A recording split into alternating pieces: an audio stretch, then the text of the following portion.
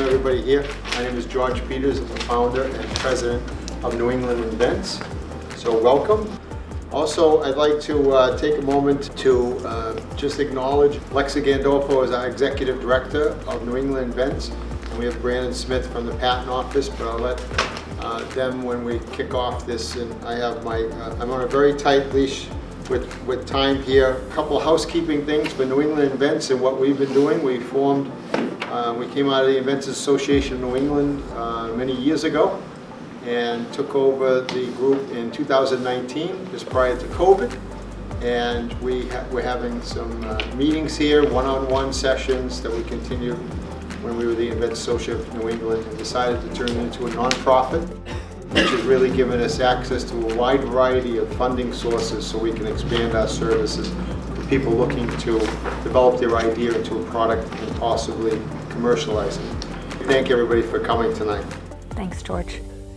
As George said, I'm the executive director of New England Invents. My name is Lexa Gandolfo, and I appreciate everyone coming out to hear about this exciting initiative. I really want to thank Brandon, too, for coming up from my hometown, the DC area, and talking to us a little bit about this initiative and telling us who's eligible for this program, how to apply for this program, and what it can do for independent inventors, all of us together. It's a big development for us, and it's really exciting. So I just wanted to ask you, Brandon, before we kick this off, you're a veteran of the USPTO, so if you can just take a moment and tell us about your experience at the Patent Office and what you do now and what you've done in the past there, that would be great. Absolutely, and thank you for having me. I'm excited about this program. The USPTO is excited about this program, so it's wonderful to have this opportunity to speak in front of people and advertise it. So we really appreciate that. So I've been at the Patent Office for 16 years. I started as an examiner. I examined database patent applications. And then I went on to be a quality assurance specialist, which people don't really know what that is outside of the USPTO, but we would provide kind of legal advice and guidance and training to examiners and supervisors. And then a couple of years ago, I became a legal advisor with the Office of Patent Legal Administration. Okay, so suffice it to say, Brandon knows what he's talking about when it comes to examination and all things patents. So excited that you're here. Thank you. Let's start by you are telling us what the origin story for this pilot program is, and how did it start? What's the vision for what it'll achieve? Tell us what you're thinking. Right, so this actually came out of the Council for Inclusive Innovation, or CI Squared's efforts. And, CI Squared was looking for a way to provide access to first-time people interacting with the patent system, and give them a way to access the patent system in a little bit more of a friendly way, I think. And so what we wanted to do is to appeal to people who otherwise might not be able to file a patent because they're worried about time-based barriers. You know, the pendency has gotten a lot of bad press, and depending on the technology area that you're filing in, and for some inventors, time is of the essence. They really want to get that first office action. So, we're looking to reach out to those inventors, and to CI Squared in particular is looking to hopefully encourage innovation among women and other underrepresented groups. And so the idea behind the program is that if you get into it, if you're accepted, then you'll get that first office action faster. So an office action is the examiner's written notice to you of what their findings are as to whether or not your invention is patentable in their opinion. And it's the first opinion, right? It's part of a process. So sometimes you have to wait a long time to get that, but what this does is it puts it on the examiner's what we call special new docket. And a special new docket, just like you've heard of a court docket, it's a similar kind of idea. It's a list of things that the examiner has to work on. And with the special new docket, then typically they're going to pick that up around 28 days.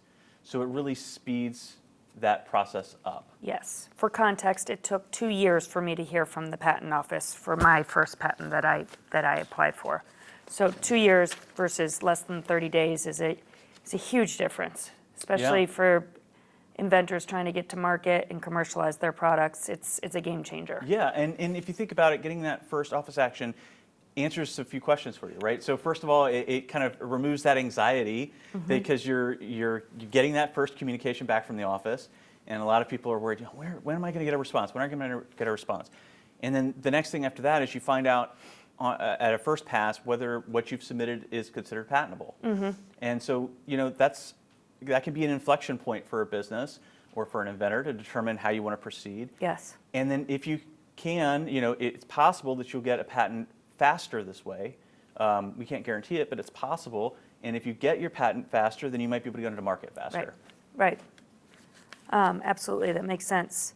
Why don't we take a moment and pause and see if anybody has any questions? We're going to be going through so much material. George, you'll kind of keep tabs on things. And Dave, go ahead, please. Getting somebody to look at it very soon is nice, but is it going to change the length of time before the patent's issued? Is that still going to be 2 years plus?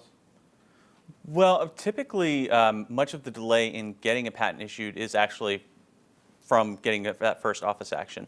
But it's unfortunately, that's always going to depend upon your business objectives and it's kind of the way prosecution proceeds, right? Because prosecution is complex. So it can be as simple as you submit something to the patent office and the examiner looks at it and says, this is allowable, and then you've really gotten a quick turnaround from the program. Or it could be something where you submit an application and the examiner says, no, I don't think so, and you come back with changes and the examiner doesn't think that's right. Or maybe you change your business model and you decide, well, I don't want to focus on this thing, I want to focus on this kind of narrower version. Depending on how you proceed in prosecution, that's really going to affect the total length of time. Well, the second question ties in with is patent search. Where does that come in? That's often contracted out, isn't it, to a special search company? But is that done right up front too, or is that down the road a ways? I see. So you're not required to do a search before submitting your application to the patent office. Okay, so we want to say that up front. There are accelerated examination programs that do require that. So for example, the accelerated examination program requires that you go out and do a search beforehand. You're asking the wrong question. Assuming I've already done my patent search. Right. The patent office does their own search, don't they? Right. That's what I'm asking about. Yes, that happens up front. So you're going to get that with probably with the first. I have to caveat that. So when we say first office action, that can be either a restriction requirement, or it can be a full non-final rejection, or it could be a notice of allowance. There are different options for what that first office action can be. If it's a restriction requirement, then you may not have a search up front, right? Because with a restriction requirement, the examiner is saying, you've got multiple inventions going on here, so you have to pick one. In that case, you would not have the search up front. But in what I think would be the majority of cases would be when they send out, whatever they send out, they're going to have done a search. Okay, thank you. All right, why don't we move on to just the most basic of questions is who qualifies for this program besides first-time filers? Well, so we have to kind of caveat the term first-time filer, right? Okay. Because it's really not, who files the application isn't necessarily the question that we have to be asking. So you have to have all of the inventors, or if there's just one inventor, the inventor, cannot have been named in any other U.S. non-provisional patent application or an international application. Okay. So that's the first thing. They can have been named on a provisional patent. Okay, yeah. So you can have a provisional patent application that you are claiming priority to. Okay. Okay. That's a big, It's a big deal. A lot of independent inventors like to do their provisional because test the market. Yeah. Yeah. Well, just to kind of get your stake in the ground, so to speak, before you pay maybe a patent practitioner to draft the full application. Right. A lot of people like to do that. So we certainly don't bar you from doing that. But you can't have priority to a prior non-provisional application. Okay. So there are quite a few requirements, so I'll go through some of them for you. Well, maybe I think I can kind of help and ask, is this for design patents and plant patents? Right, those do count as non-provisional patents. Okay. Right. So when we say U.S. non-provisional, the application that you're filing, the only applications that are eligible for this program are original non-continuing utility patents. Okay. But you're not considered a first-time filer for the purposes of this program if you've filed a prior design patent or plant patent, for example. Okay. The other big requirements are you have to qualify for microentity status under the gross income basis. What is that right now? I know it changes every year. If I recall the figure correctly, it's $212,359. Okay. And that's the defined as what you would report to the IRS on your income taxes as total income. Okay. But there's a microentity status web page that has all of the requirements, and I'll have to defer to that page, for the real details. That's something you can easily Google too. Yeah, and, absolutely. And it's all over the USPTO website. Exactly, and our web page for this program does have a link to that. So we make sure that you can find the information that you need for the program. Excellent. And then there are restrictions on the actual applications that you can file. Okay. So it can't be a continuation. It can't be a divisional. That just follows from what we've already said, right? I don't know what a divisional is. Okay, so divisional usually happens when you've received a restriction requirement in a case. So the examiner says you've got 2 inventions, for example, in this application. And so you say, all right, then I'm going to pick this invention for this case, and I'm going to file what's called a divisional application. It has the priority back to that first application. I got it. But I'm now looking at a different invention. I got it. So, and inventors can do that on their own too. Sure. Our applicants can do that on their own. Okay. Okay. So. That answers, I think, the bulk of the questions as far as kind of who qualifies. This is a big question, and I know that in keeping with most government entities, you guys are very strict about these all being lined up. What do inventors have to have in their patent applications in order to qualify for this program? Okay. So not, the asking to be part of the fast track program, but the patent application itself. Right. Can they have as many claims as they want? Can they do this? Can they do Right. that? What are the guidelines? Yeah, so first of all, it has to be filed electronically via Patent Center. Okay. And Patent Center is the current product that USPTO is using for its interface for you to actually be able to upload your patent applications and everything. So if you try to mail it in, if you fax it in, we can, we'll take your mail, but you won't be eligible for the program doing that. Okay. Okay. So you have to use Patent Center. The other big thing is at the time of filing, when you actually file that application, you have to provide your claims, your specification, and your abstract in docx format. Okay. Docx format is like our wave of the future, so don't submit it in PDF. And Okay. I'll just give a quick caveat while I'm thinking about it, because I had somebody ask me about this. I said, well, I did my stuff in docx and then I submitted it, and I looked at it and I said, but you submitted it as a PDF. And I said, but I used the docx. No, it's not enough that you use docx at some point. You have to actually submit that docx format along with the filing of your application. Okay. And how about like the meat of the application? How many does it, dependent claims and primary? Right. What about? Yeah, so there are a few things. So there's a limit to the number of claims that you can have. You can only have 20 total claims. Okay. You can have 3 independent claims, and you can't have any multiple dependent claims. Okay. Do you know what a multiple dependent claim is? I do, but Yeah. I think that let's take a moment to Right. explain what that means. One thing I had, you have a follow-up question? Yeah. Sure. One of the questions that I had is that if you've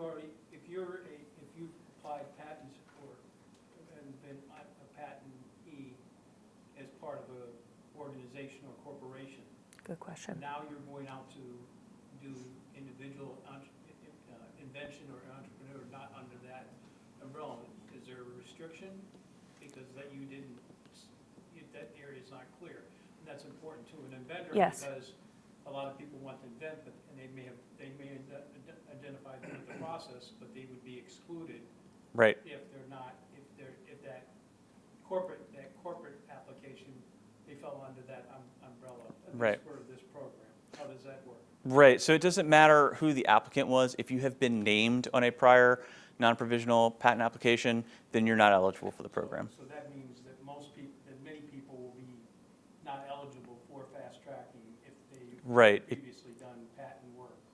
If you, Within a corporate right, responsibility. right, even if they're, No, that's yeah, important yeah. thing to know, because that's a big black hole. I will say that, though, that I feel as though this program particularly targets independent inventors, individual inventors, and certainly people who have worked Agreed. under the umbrella of an IBM or a GE can then become an independent inventor, but a lot of this is targeted to New inventors. new Right. inventors. And I'm sure, I'm hoping that there's, given the emphasis placed on individual inventors, even those who have come from corporations, that Kathy Fidel, the new director of the USPTO, has placed, I feel as though there's probably more programs like this that will include people like Kevin was just talking about, people who have come from the corporate setting. And I know we're not going to talk about that now, but there's more and more emphasis placed on independent inventors of all stripes. So that's what's exciting. I know to that, me. yeah, I know that the Council for Inclusive Innovation in particular is working very hard at sort of developing different programs and coming up with different ideas. So I'm sure there will be other things in the future that we offer. Excellent, yeah, great. I'll apologize for the word of blackball. I mean, this is a very interesting program and. No, that's okay. Yeah. Edit that out. No. Yeah, but let me just emphasize that there are other fast track programs available. So there's also accelerated examination. You can file a petition for based on the age and health of the inventor, Yes. for example. So we have other ways of expediting your application if you need it. One quick question about that is, I had understood that this particular program waived any fees associated Correct. with. Right. And I don't know, do those other ones, like Age of Inventor, and do you still? Different programs have different fees. yeah, But associated with this them. one, the fees are waived. Right. So not only are you opening up accessibility in terms of the time barriers, but the fees as well. Right. Well, just the fee for the petition, I should be clear. You still have to pay the application fees. Right. But yeah, there is no fee for the petition for this program. Petition meaning to make it special, to move it to Right. the front of the line, Right. if that makes sense. Okay. Sorry, can I ask a question? I'm new to this. As my son is a college student, engineering student, and he's interested in invention. So when you say independent claims, what's that mean? Like those. okay. Yeah. It's a bit tough to explain, I think. But generally the way claims work in a patent application is you have a first claim that says like a method for doing whatever you're doing, right, comprising the following steps. And then you have the list of steps. And then that's a broader claim. And then you'll have another claim underneath that. Maybe claim 2 will say the method of claim 1 wherein it also does this other step. Okay, and that's a slightly narrower claim. Okay, and the idea is that we encourage people to claim from the broadest patent protection they think they'd be eligible for down to the narrowest thing that they would be willing to accept, right? And so then the examiner is going to look at these different claims, and when they evaluate the claims, they're supposed to evaluate each and every claim. And so they may say, well, you can't, for whatever reason, you can't have a patent on the independent claim, but you could on this dependent claim that's narrower than the independent claim. Yeah. It can be confusing. It's confusing. And I actually, it's a apologize on that. perfect segue into my next question is there, for people who can't afford it, independent inventors or other inventors who can't afford it, is there help in the form of legal help, from patent attorneys who they otherwise couldn't afford to hire? Is there any kind of program Right. that the USPTO will? So we have what's called the Provide. pro bono program. So I have to be careful and say that the PTO does not provide the attorneys, right? So this is a program that the PTO coordinates, and then other just patent attorneys agree to work with this program, and they say, well, if you meet certain requirements, then we may take up your case, and then we'll work on the case pro bono, which is in Okay. other words for free. So that is a program that you can look into. If you're doing this on your own and you're what's called a pro se inventor representing yourself, then we have a pro se assistance center Okay. that's very helpful for that. And there's a web page for that.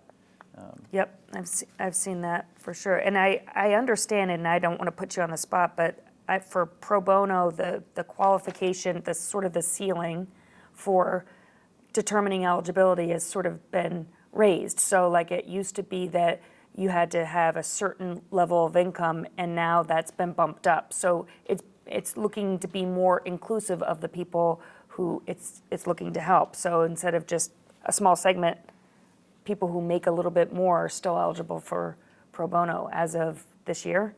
Have you?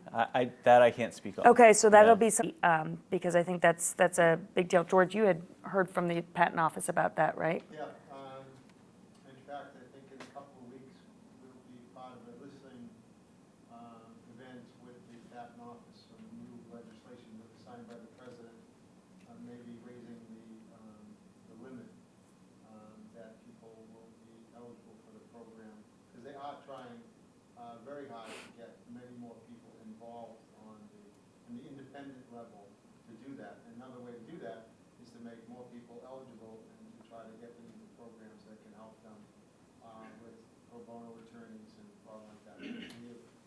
Several of our group have used that program in the past. Good. Yes, I have, and it was great, absolutely wonderful. You used the, Yes, okay, excellent. qualified, and it was wonderful. We just walked you through the whole thing. It's very educational, and I recommend it. And did they stay with you throughout the process? Yes. It's a fabulous resource. Are you speaking on behalf of the pro bono? Yes. Yeah. Great. So how does a patent filer, Brandon, actually indicate that they want to be part of this program? Because I don't want to skip over that. You can't just Right. file your patent and expect that you're going to be part of this That's right. fast track program. Right. What's next for So those people? The next thing to do is actually file the petition, which is the request to enter the program. And that's, there's a form, PTO SB 464. It's laid out on the website, or on the webpage, so it's not hard to find. You need to fill that out. It has all the certifications that you need to make, including that you're reasonably trained in the patent system, which hopefully we'll talk about a little bit later. Yes. And you file that, and you make sure that you file your microentity status paperwork. Okay. And that all has to be done once you have already filed a patent application. So I've had a couple of people try to file that first Interesting. somehow. Okay. There's no way to do it. You have to have a patent application associated So with it. what kind of grace period is there after you filed your patent application to do those two other things? The microentity status and also the filing for the program? So it's not really a grace period. It's that if you receive a first office action in the application, then you can't really get benefit of the program, so you wouldn't be given entry into the program. So you have to do it before a first office action is actually issued in the application. Right, so you could do it 2 weeks after you submit your patent application. You Yes. could do it 2 hours after you submit it. Correct. And I actually recommend that people wait to file it and don't file it with your patent application, because one of the strict requirements of the program is that your application is complete upon filing, complete upon filing the petition.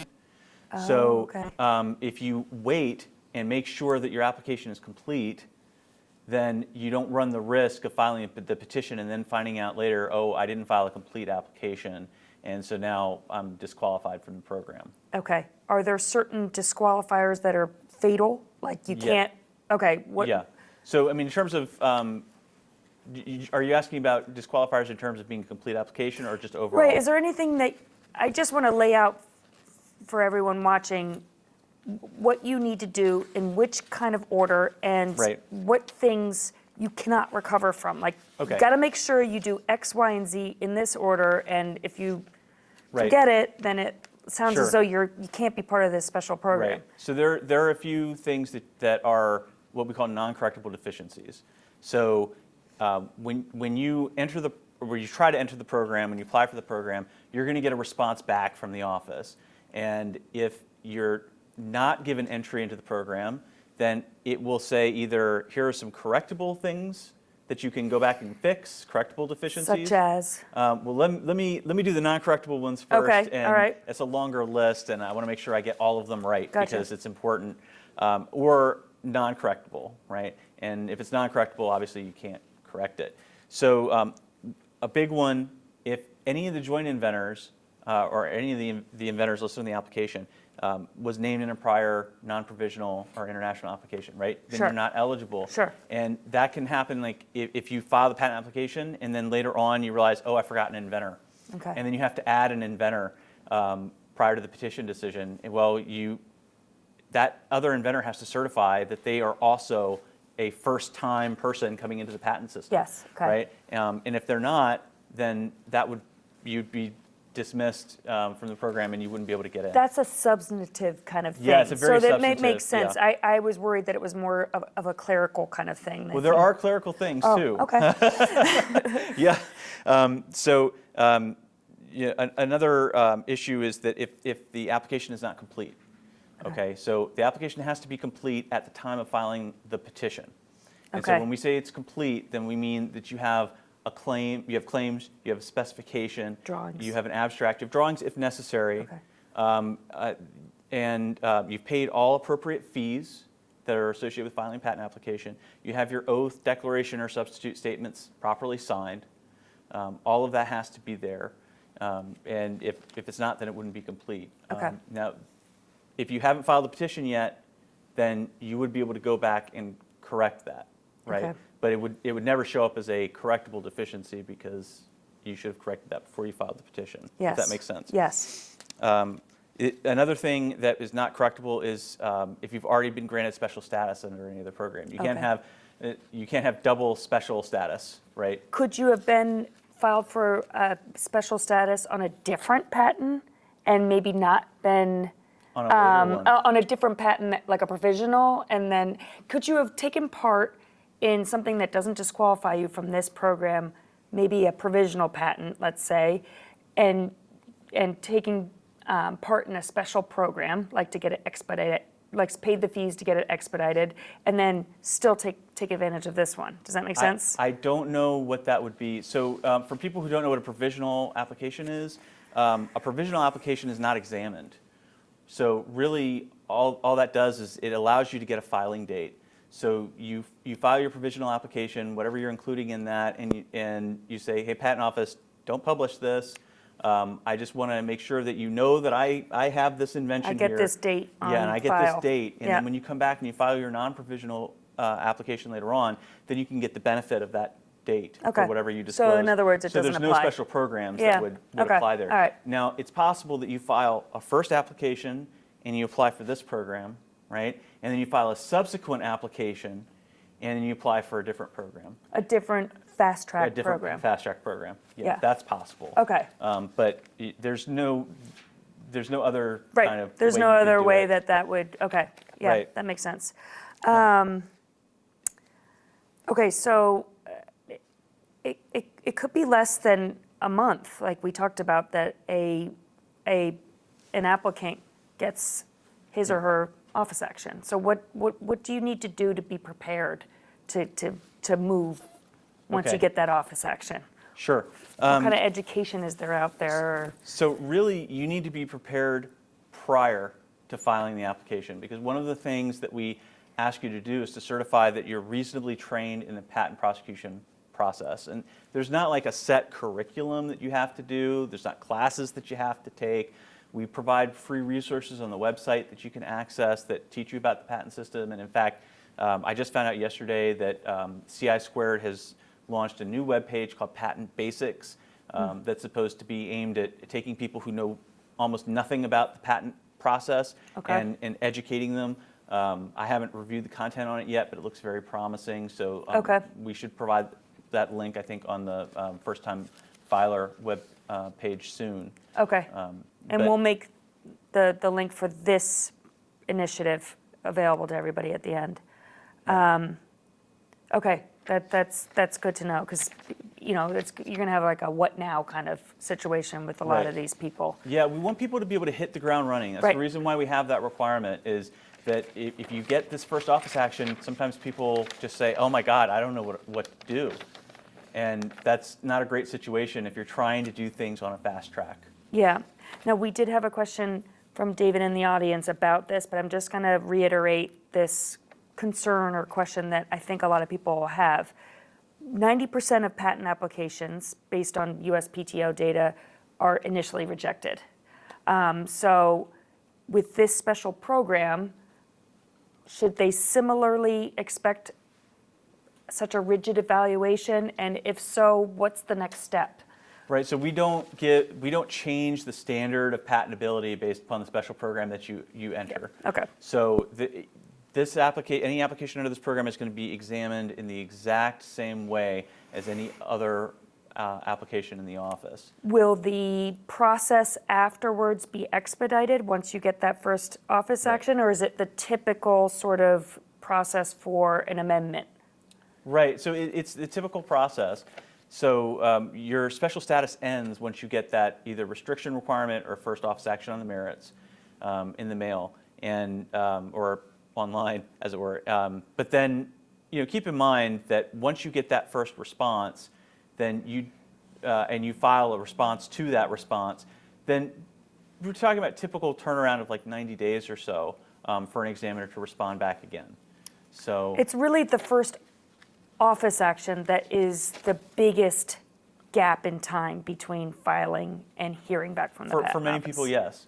And keep in mind that we have other sort of ways of interacting with the office. Once you get that first action, you could schedule an examiner interview, for example. Okay. And that might be a way to kind of expedite things further after that, because you can have a conversation with the examiner and maybe come to a mutual understanding that way. So that was another one of my questions is what happens with the interview process? Because that is a big part of getting a patent and trying to convince the examiner that this is a patentable thing.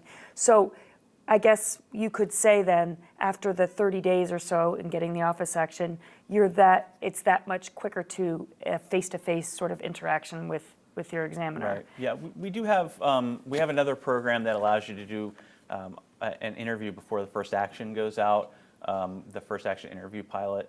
Oh. To be honest, I'm not sure if that pilot is still running. That's but interesting. that's a different sort of thing. You couldn't do it in combination with this anyway, right? Because it's a special program. Right, it's a special program. And you can't double up on, It's not. It doesn't initiatives. give you special status. That's something I'd have to look into. Okay. I hadn't really thought about it, to be honest, but I'd have to look into that, whether you'd be eligible to do both at the same time. okay. Any questions so far on any of that? We just covered a big chunk of information. No? You Good. mentioned that 90% fail on their first pass. What are like the most common reasons why applications don't proceed? I can't tell you what the most common. I think probably my guess would be that the examiner finds prior art. I mean, that's really, I think, the meat and potatoes of patent examining is going out and seeing, is the patent claim in front of me novel, and is it non-obvious, right? So the way examiners establish that is by doing a search, as the other gentleman asked about the patent search, right? So examiners go out and they look at what we call the prior art, what came before, and they say, well, I think that this was already shown in this publication, and or it would have been obvious to combine these two different things together to arrive at whatever's claimed, and then they'll send that written notice back to you. But there are, patent law is complex, so there are a lot of different things that could be wrong. One of the dangers of prosecuting an application yourself, for example, is that you might not know some of the more intricate details of how claim language works. And so sometimes something that you think makes sense from an English standpoint may not actually be legally unambiguous, let's put it that way. And so an examiner might point that out.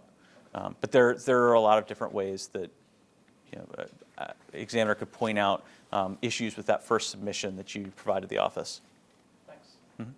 So you apply for this program and you submit your application, it gets rejected. Does that make you ineligible to continue with the program for a different invention? Well, you would be named now on a non-provisional application. So once you're named on a non-provisional application, then you won't be eligible for another Even if application. that application is never granted. Correct. Does that make sense? So it's kind of like one swing of the bat here. Well, I mean, For the fast track program. for this particular program, yes. Okay. But what we're going to get to in a moment is some of the other programs that are out there that you could take advantage of. Because that is a little daunting, like, I got to get this all right. Yeah. Right. Can I continue on with the current one. Even if you get Right. rejected, you can still keep going until you get 3 rejections, correct? I mean, if the first office action is denied, you can keep going with that one. Right, so, yes. So- Let's explain, like, Yes, maybe in the simple terms, process. what office action looks like. Right, so what will happen is the examiner, let's say the answer is no, as you put it. So the examiner sends out what's called a non-final rejection.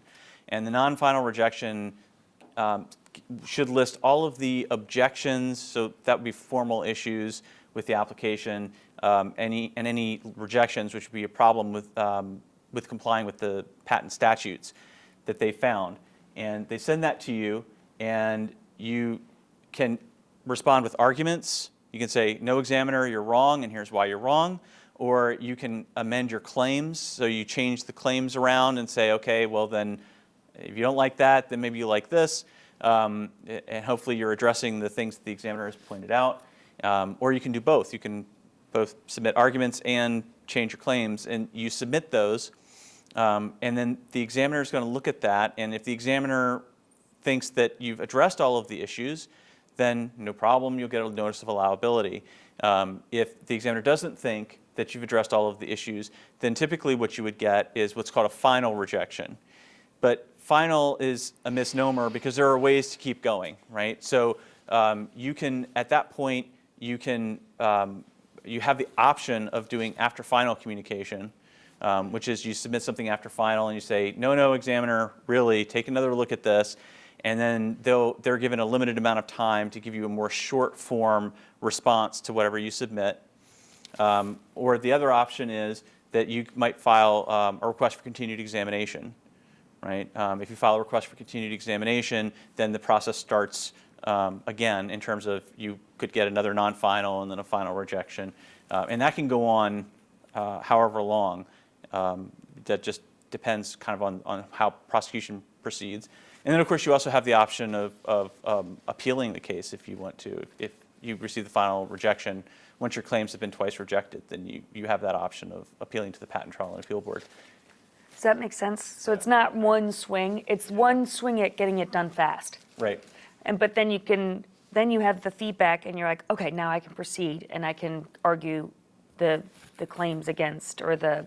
And that is in hopes that it does go somewhere and it gets past like the issues that existed with the examiner. Right. They might say, oh, well, this is already done here, and they'll identify the particular prior art in the patent number, and they'll say, well, it's too close, or it's non-obvious, or obvious, or this or that, and then you amend those claims, or like Brandon was saying, you could argue that the examiners read them the wrong way, and maybe you didn't use the right language to describe things appropriately. So it's this kind of back and forth sort of thing. Right.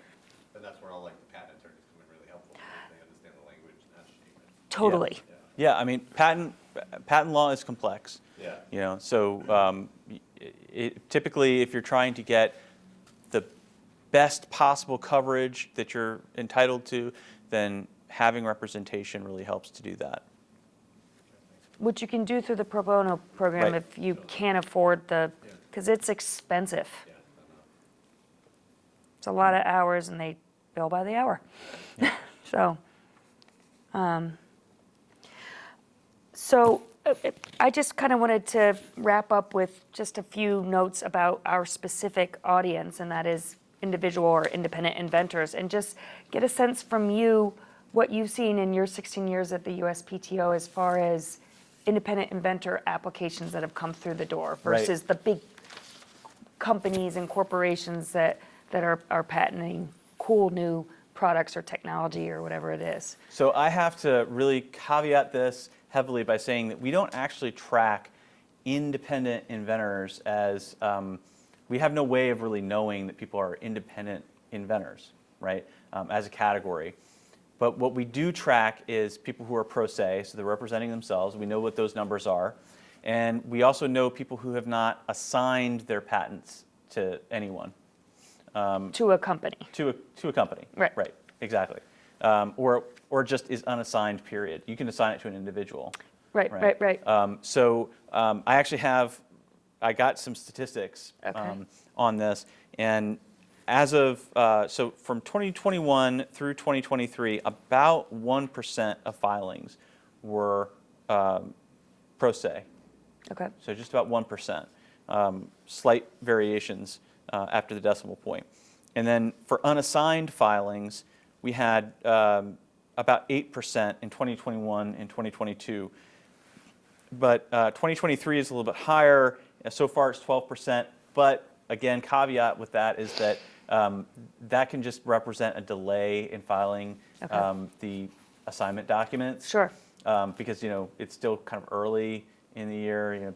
People wait sometimes to file that stuff. And also, it's not required that you file assignment. I could have a contract with you, for example, Sure. that I'm going to give you something. I don't have to tell the patent office about it. So that It's safe to assume that I think that programs like these are the USPTO's effort at opening up accessibility to the Right. patent system by independent inventors Yes. and others without all these resources behind them.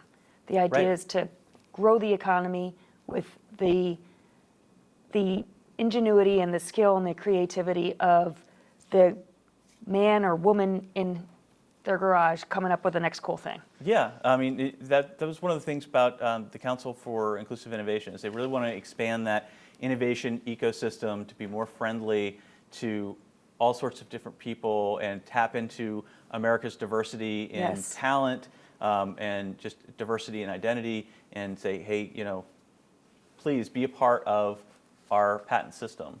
It's not limited to big companies. Right, right.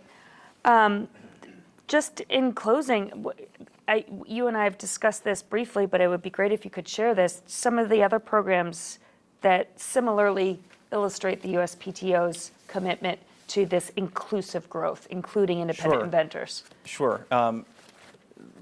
So I have a list of a few different things here. We have stakeholder application readiness training, which the acronym there is START. And so that we actually have it's a 3-day online workshop that gives training and one-on-one assistance to independent inventors. It's free of charge. I think they have one running this week. I think they run them every quarter. So you should check out the START program. We have 1-day patent and trademark boot camps. So those are single-day workshops for entrepreneurs and small businesses and inventors. And there's a lot of question and answer sessions during that are very helpful. I mentioned before we have the Pro Se Assistance Program page. So you can access that, and we have all sorts of resources, including people you can call to talk to if you're representing yourself and you're overwhelmed and you want to get some feedback on different things. We have people who specialize in providing some of that help. And the pro bono, they can find out And about pro bono pro bono. assistance on the USPTO website Yes, as well? pro bono is also on the USPTO web, and there's a nice little interactive map so that you can try to find, there are different pro bono centers throughout the U.S. basically. So what you do is if you want to try to find somebody who's local to you, you can use the interactive map to try to find someone and contact them. Stakeholder training on examination practice and procedure. So that gives you a better understanding of how examiners and why they make the decisions that they make and what those decisions mean. And so it's a good course for you to take to kind of get into the mind of a patent examiner. These courses all free, or do they cost money? START is definitely free. I'm not sure as far as the other ones go. I don't actually have that information in front of me. Pro Se Assistance is free, and pro bono is free. Okay. But it would be good to know about those other training programs, yeah.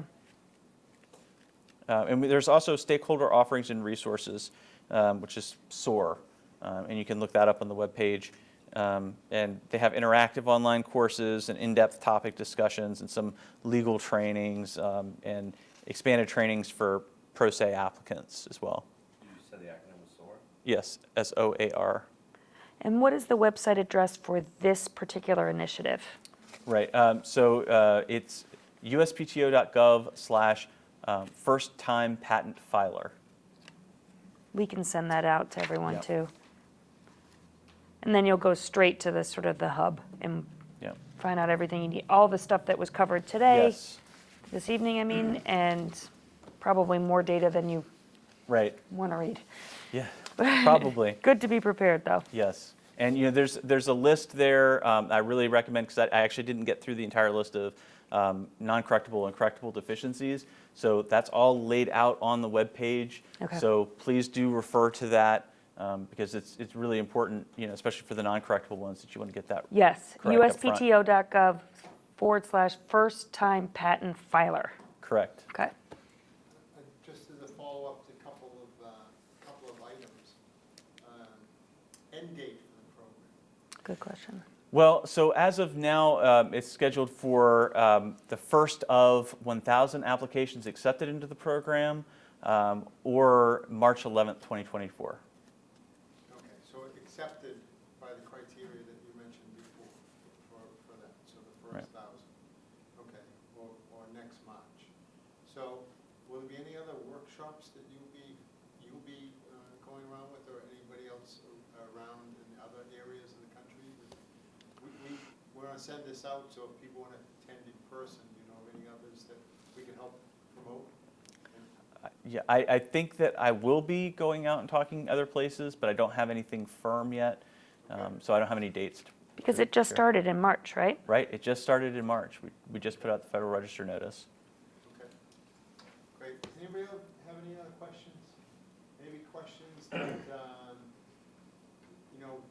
and I know you want to stick to this program and stuff, and I'm sure that if anybody wants to ask a particular question about patents and things like that, now would be the time. If Brandon can answer them, he will certainly answer them. If he can't, we won't put him on the spot. We won't hold your feet to the fire. Fair enough.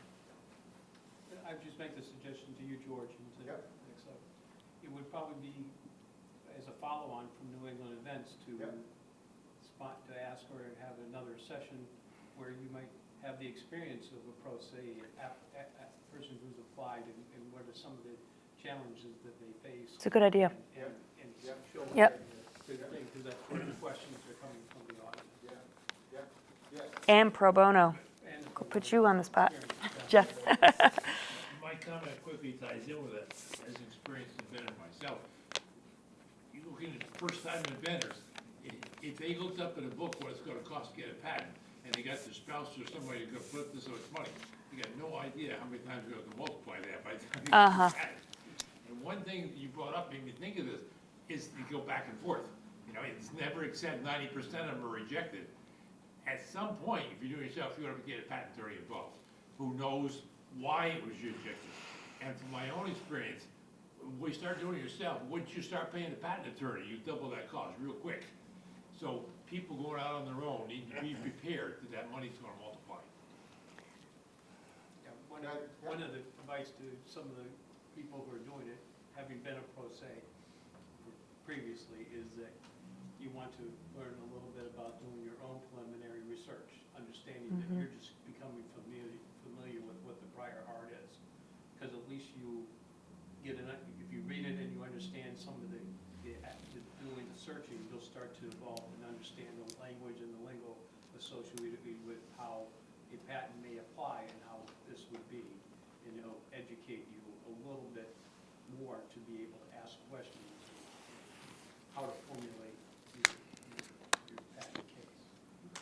One of the things that we, as all as independent inventors for a long time, we encourage others when we spread the word, try to get them into a local group, try to get them into, no matter where they are in the country, there are websites, even our own website, that we can help find other groups when they want. A lot of the other groups are now back in doing in-person events around the country, which I always found very helpful. When we weren't able to do it here in March of 2020, we certainly tried to continue it on Zoom. There's nothing like the face-to-face of bringing your idea and trying to get help from other people who've been through the process.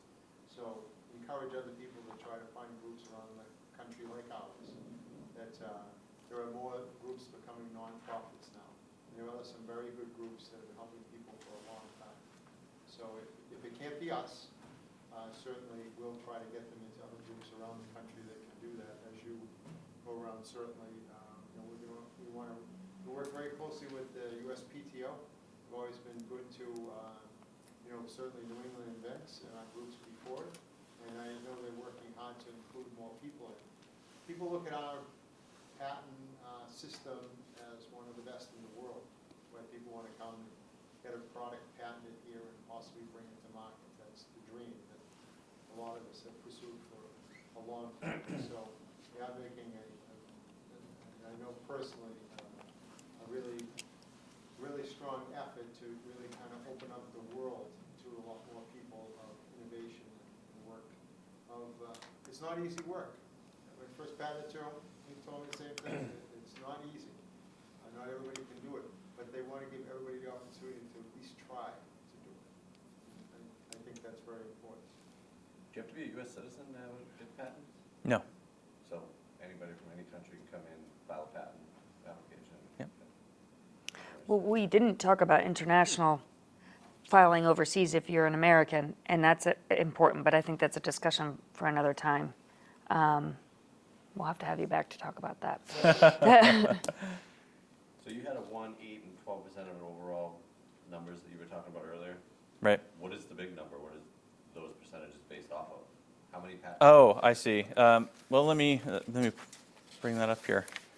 And these, I have to say, these are kind of off the cuff statistics that I asked somebody to gather for me. So I don't know if these are official, if the PTO would publish this on their website, but the total number of filings that we had for 2021 is 450,408. Then 2022, 458,021. In 2023 so far, 273,331. Do you have a breakdown of where those applications are coming from? No. If they're US based or overseas? Somebody has that, but I don't have it in front of me. No. Okay. Alexa, didn't you have it by state? You had some data? I do. I have some, after I asked you to do it, I've found some breakdown by state. New England is definitely a leader in granted patent applications. It's a innovative region for sure. California is up there. Pardon? Yankee ingenuity. That's right. That's right. But I feel like someone within the USPTO told me that the number of Chinese applicants to the US patent system is rapidly increasing. Taiwan. I would not be surprised, but I don't have that statistic. It was interesting in a number of different ways. So, yeah. So, Chris, I'd love for you to take a second to. Just be a minute. But, once again, I'm Chris Donovan. I'm the Director of Strategic Development at New England Events, and I wanted to thank Brandon. Well, first of all, I want to thank the audience for being here tonight, and appreciate you being here. I know the Celtics are playing tonight, but you all came out, and hopefully you enjoyed the evening. Brandon, thank you. That was wonderful. I think it was really, really well done, and I appreciate you coming up from Washington, spending time with us today. And Alexa for being moderator, and George for talking about the initiatives which are new to what we're doing at New England Events. And we're a nonprofit, and we're a startup nonprofit in some respects, even though we've been around for many, many years. Officially a nonprofit this year. And so that means it's my job as Director of Strategic Development to raise funds. So, and also to bring new members in. And so if you have any friends, you know what took place tonight, you can see the types of programming we're trying to introduce to the audience. And anybody that's an inventor, or somebody has an idea, wants to become an inventor. So we're looking to grow the membership, number one. And number two, I'm looking for people that identify what we're trying to do here with New England Events. I mean, it's something that's very unique. If you look at the educational program George mentioned we're doing with UMass Lowell and UMass system itself, there are many, many programs around entrepreneurship at colleges and universities all over the U.S. There are none, as far as I know, that really are part of the curriculum that they're offered up at colleges and universities that focus in on independent inventors. And those are the types of things our initiatives are trying to do. And so we're looking for people that identify with our mission, people that want to be part of what we're trying to do, and come in and embrace it. And whether you just want to be a volunteer, or if you want to be a partner with us, if you have some idea who could be a good partner, who could be a great corporate partner, potentially companies or corporations that would identify with independent inventors, and what's better than that? And so I'm looking to meet them. We're talking to a number of pretty good sized organizations right now in foundations, but it's never easy as a nonprofit to be able to access the money, to be able to grow what we're trying to do here. We really, really want to try and make this a pretty significant organization within New England. And so I ask for your help. And if you have anybody that I should be speaking to, or you'd like me to meet, I'm all ears. So thank you. Thank you for being here this evening, and once again, Brandon, thank you for coming up and being part of this. We really appreciate it. Thank you for having me. Thank you. Thank you.